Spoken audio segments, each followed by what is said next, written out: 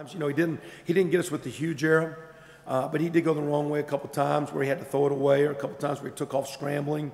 He took off scrambling because he got bluffed by coverage. The 1 4th down call, he got bluffed by coverage and actually threw the ball to the wrong side of the field. They showed a blitz, and he thought he was blitzing, and he threw the out. And he said he should have thrown the fade. He should have been throwing the other side of the field. He got bluffed. And that's the part he's young, but you're going to do that some. But for the most part, he was pretty good. I think as he plays, and as all those guys play, Dusty and Trey, and as they all come along, the more comfortable they'll get in our system, the quicker they'll process. He didn't force. There wasn't a lot of balls that he threw, and you say, wow, why did you throw it there? He threw it into a crowd. So I thought he was pretty good with the ball. I think he's got to do a good job moving around. He's still a little loose as a quarterback. He's running with the ball around. Like to see him tuck it. But he gave us a decent chance, and he was solid. And for the first start, again, we had some issues. He could have played better, but he was not one. You only have the one game under your belt. What's the biggest difference between football and Oklahoma football? Oh, I mean, again, I think our guys' expectations, expecting to win, expecting to do well, enjoying what we do. I think our guys, always had a lot of fire and a lot of energy. Crowd a little different. Everybody just sitting there watching you versus kind of being behind you. And I can't complain about that because, they're used to seeing those things. We've got to make those plays and create that energy ourselves. And so that's my deal is we can't, it's got to start with me and our staff. And it's been one of our deals since we've gotten here. And that's a concerning thing to me as I went through the last couple of weeks of practice for me not to see that as we practice against each other. And we're kind of maybe looking too much at schemes and too much as X's and O's and not enough into our eyes and our body language and attitude. Our kids have worked hard. We got great kids. So I'm not down on them. I think our guys gave us some things that not by design that we had maybe moved to, not meaning to. I think it's pretty vivid from the first game. You get out there and you see those things. We'll try to make some quick adjustments. I don't think you're going to see wholesale changes is the answer. But I do think it's evident some things that we need to address as a coaching staff. We'll see if we can manifest that through the week. Hopefully that carries over into Saturday. But, again, as we keep building our deal, again, we will be physically, we'll continue. I think defensively we'll see some things we can and can't do structure-wise, putting our players in better situations now that we're matching. You're going against yourself, now you're going against others. Okay, matchups. Can we hold up at this position? Is this the proper coverage? Is this the proper alignment? Are we too tight? Are we too loose? Are we too soft in coverage? Are we too tight in coverage? Same thing offensively. Can we block this or not? It's nice that you got a receiver that can get open. If you can't block it, it's not a good matchup. How do you help that matchup? Is a tight end helping block? Is a tailback helping block? Are you moving the pocket? It's how you put it all together. So now you got one game under your belt. As we go through games 2, 3, and 4, we'll continue to get more indicators of adjusting what we do. I think our coaches are smart enough and good enough people that we don't have a book and we have all the answers. Our deal is to see where we're at, make adjustments, and move forward. And again, our deal is to do as good as we can for this week to get after Virginia, get a home win. Expect to do that as we prepare through the week. And that being said, it's not wholesale changes. It's not pointing fingers at the players. It's us as coaches looking at what we've got, tweaking what we got, giving our kids a chance, and not coaching so much our kids are thinking.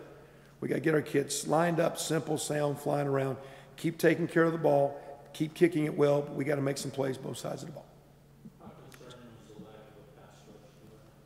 A little bit, and at the same time, I think the way some of the things we're doing structure-wise at Sept, we're kind of trying to play heavy and thick into some guys where you're kind of two-gapping and reading and you're not teeing off. So we've got to create that. So again, whether we do it in some of our thoughts technique-wise, or whether we do it in some thoughts and having more pressure, and blitz plus, again, my thought is, and I shared this with our defensive coaches, and I think I had an opportunity working with Coach Stoops. It was a very good defensive back coach. Don't be worried about, getting beat in the secondary. If you can't stop the run or get off blocks or pressure your quarterback, you're not going to have a good night. So, I mean, don't think from a back end. I know Doug's got a great background as a secondary guy and gets that, and as Brandon Shelby. Don't think we got to protect the secondary so much that we don't come after it. And that doesn't mean it's all out blitzes. But let's make sure, again, in what we're doing in stopping the run with our linebacker and safety fits, our D lineman can rush, and if it's time to pick spots to blitz, we pick spots to blitz. But there was, I think, what I saw, I think we hit the quarterback only one time, and that was disappointing. I think that we made some, again, what Will's hit on there as far as the structure-wise and how techniques we were playing, some things that maybe we've done in the past that maybe we evolved to that we're not quite ready to do right now. And it didn't allow us, we weren't as gap-oriented as we probably should have been. And Looking back on it, I mean, there's a lot of different things. A lot of different things I know. I didn't sleep. I came after that game. I came up and Doug and I watched the game. We went home about 5 a.m. I mean, I don't know if I've slept since then. I mean, we take it very personal. And so I look back on it and feel that, I wish I would have done some things differently, and helped our guys more. But you got to move on. And in saying that, I think structurally now, I mean, we got exposed in certain areas, and we got to make some adjustments. And we tried to during the course of that game, and it just didn't. We didn't execute the way we needed to. When you said that, you wish you would have done some things differently, what kinds of things? I'm just talking about, like, from a structure standpoint and from a front standpoint, some things that, again, that we've kind of evolved to in the last few years when we were at Nebraska, that I don't know if it was, we tried to maybe jump ahead a little bit here when installing some things, and whereas we probably should have started and worked our way up a little bit more, and kind of, if that makes sense in certain ways. And we need to be, we need to have some more, we need to be able to disguise our looks a little bit better. We need to be a little more versatile, and we need to adjust and play a few more coverages to, again, just to cover up maybe a few of our deficiencies right now. Well, you probably had the most consistent fall camp of all the guys in terms of not turning the football over and making the soundest decisions.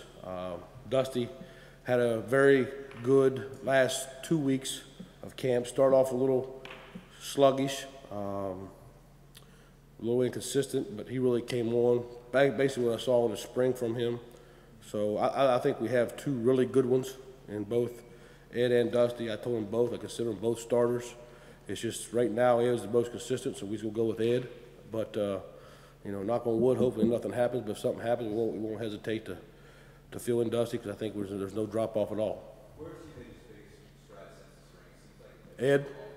Seems like Ed, I think probably his decision-making, even though there's a couple, I told him yesterday for film, he could have threw for 500 yards if he'd have made a couple other decisions than what he'd made, I think.